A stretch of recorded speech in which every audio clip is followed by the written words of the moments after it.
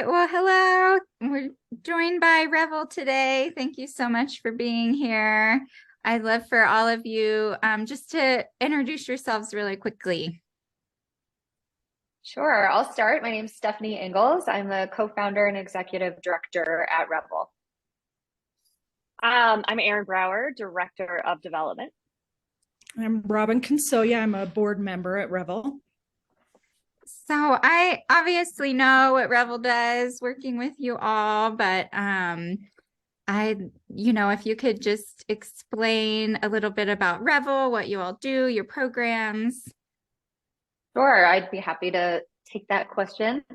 REVEL supports individuals, teens and adults 14 and older with finding their paths, their passions, and really being that bridge for people as they enter adulthood into continuing their path of lifelong learning. And we do that in a variety of different ways, being able to support people in employment settings here at REVEL, in the community, at school, in their home, really wherever is important to them. What's unique about REVEL is that we really focus on values that are important to the person and to their family. And so our programs are robust and comprehensive and allow people to experience different activities and passions throughout their day. And it all really aligns to their values and what's important to them. Yeah, well, thank you. And so I really wanted to talk about your fundraising event, Revel in Art. I think it's just such a unique event and just a different way to go about an auction. So if you could tell me a little bit about that. Do you want me to jump in here? Yeah, go for it. Okay. Well, Lindsay, you were a big part of this last year, and we appreciated your help. And I guess it's 2 years ago now. To piggyback on what Stephanie was saying, the individualized programming and the values piece of it is such an inspiration for how we wanted the community to see us. And so we really wanted an event that would connect us to the community and also our community partners. And I have a 9-year-old with autism who the only thing he will sit and do for a long period of time is draw and paint. And so we have some wonderful community partners that are in the arts, but also it's really a great way for this population to connect with their peers, connect with the outside world. So we thought it was a really great partnership for an event. So Revel in Art celebrates Revel, and this year it's the employment program and the important work they do, but also we give back to local artists. So it really is a community event. And it's this year it's an art auction where we have 29 artists that we're celebrating. And I think it'll be a lot of fun and hopefully bring a lot of new community partners in to celebrate with us. Yeah, I love how Revel in Art, I mean, not only just the event itself and the art piece of it, the art auction, but you kind of touched on that, but how Revel in Art really ties into your programming and just your location, if you could expand on that just a little bit. Erin, do you want to jump in? Just like partnerships with Redline or the Denver Museum. Full disclosure, it's my first time with this event. So I'm kind of learning a lot about the community and the partnerships as we're going. But I will say, our location in 2021, I believe we moved to a new building down in Rhino Arts District, if you're not in Denver. And in that district, there is a great celebration of art and artists and street art and fine art and all sorts of art. And so we have partnered in our programming with a lot of these galleries and artists that are local, including Redline, where we're hosting our event this year. But Access Gallery is also down there. And we have had artists come in and work with our revelers. And so many of those artists then, become kind of inspired and are sharing their art with us for the event, or helping our revelers to create art in celebration of the month of April. And by the way, the event is held in April this year, which is Autism Acceptance Month. And so there is a connection there as well, to sort of our community and our folks. And a lot of Rhino businesses are stepping up and supporting us and joining in, whether that be a sponsorship, whether that be donating something for the silent auction, or whether that simply be posting the flyer in their social media. Like, we've had a lot of people kind of step up from the community.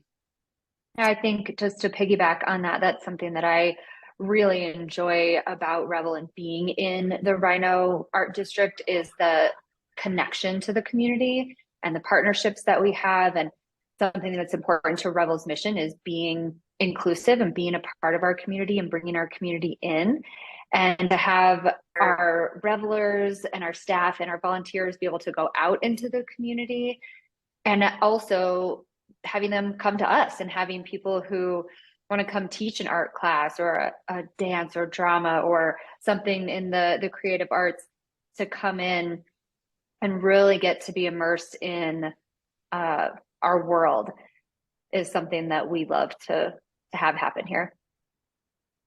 Yeah, certainly the arts are, something that everybody can kind of connect on and experience in their own way. So Robin, you had mentioned a little bit that you also support the artist, and I think that's just another unique piece of this event, and perhaps maybe also helps attract some higher profile artists. Can you talk about that split and just that dynamic for other nonprofits that might want to try to take on a different type of event like this? Yes, I think it was important to have an event that really was a community connector, because that's I think a big piece of inclusion for this community, is really making those connections in the community and spreading awareness. And the partnership with the artist is a big part of that. And it really, I think, attracts diverse populations. And supporting the artist, we had thought about an art fundraiser and how do we give back to this community that also supports us. And we split the pieces sold 50-50. So we're also celebrating the work that they do. And in turn, they're celebrating employment for Revel this year. So it's just a great partnership. I think the underlying key in this event is just the community building, educating people, and spreading awareness about how amazing this population is. Number one, that's the most important thing. But two, really educating the public about the lack of opportunities, funding, and support for adults with IDD when they age out of high school. So it's an important cause, and it celebrates artists and the autism community. Yeah. Can you tell me a little bit more about the employment program? Yeah, our employment program is officially launched as of January. We have in the past supported people with finding jobs and trying to connect with places that they're interested in working. And now we're able to really have someone focused in that area. To what we've started offering is curriculum implemented by nationally recognized curriculum from First Place, Arizona, that focuses on those skills needed to obtain and maintain employment. So we have our class component, and then we have our on-site job readiness and job training component. Simultaneously, we're partnering with like-minded businesses that are really wanting to shift the narrative and shift thinking around equitable work practices and hiring practices, really tapping into this population and recognizing all of the capabilities that are there, and hitting on the high unemployment rates. There's 85 to 90% of people on the autism spectrum are unemployed or underemployed. And they want to work, want to have a job. And we want to work with businesses that want to work with us and with our revelers. So that is something that we're going out and training employers. We're building those relationships. We're helping revamp the way that people are looking at hiring and maintaining their staff once they've hired them on. Yeah, that's awesome. I'm excited for you all that it's off the ground and up and running here. And I, haven't been a part of the planning process this year, so I'm not sure, but are there any other fundraising aspects to the evening? In terms of what we're offering the community, yeah, just like as part of the event, is there any other opportunities to give to the organization? Is it just through the art auction, or are there other kind of little fun pieces throughout the night?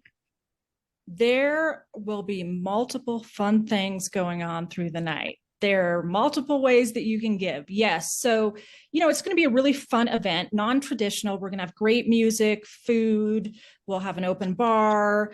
We'll have different games that you can participate in. You're able to make donations. There will be art, a much broader range of art than there was 2 years ago. So there will be art available for people at all price points. And we will have packages that are donated from local businesses. So there are multiple opportunities to be involved. And really, we just want people to come and enjoy the party and celebrate with us. Yeah, that's awesome. I saw that you also have music coming, and it looked like curated food. So yes, Ashanti Floyd is coming from Atlanta, and he is this amazing violinist who plays contemporary music. So I think it's going to be a lot of fun.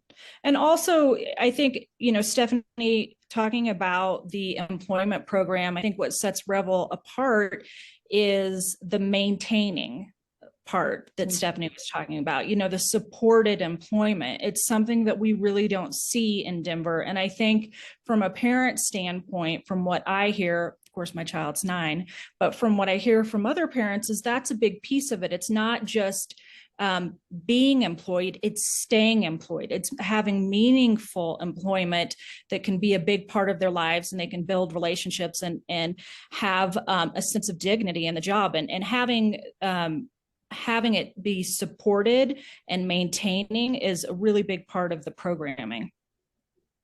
yeah, absolutely.